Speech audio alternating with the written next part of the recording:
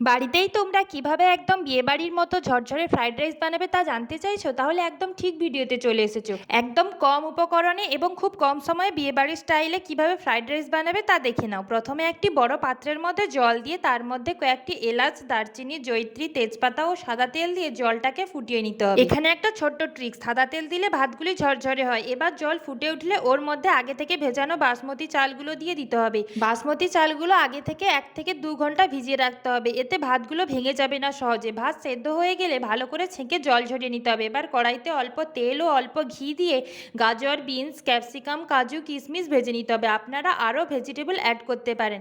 এবার কড়াইতে ঘি দিয়ে ছেঁকে রাখা বাসমতি রাইস, সবজি, কাজু, কিশমিশ, পরিমাণ মতো লবণ ও চিনি দিয়ে সব কিছু একসঙ্গে মিশিয়ে হালকা ভেজে নিলেই তৈরি হয়ে যাবে একদম বিয়েবাড়ির মতো ঝরঝরে ফ্রাইড রাইস। এইভাবে আপনারা একবার বাড়িতে ট্রাই করবেন। ভিডিওটি কেমন লাগলো প্লিজ কমেন্ট করে জানাবেন এবং চ্যানেলটি সাবস্ক্রাইব করে আমার পাশে থাকবেন। Thank you.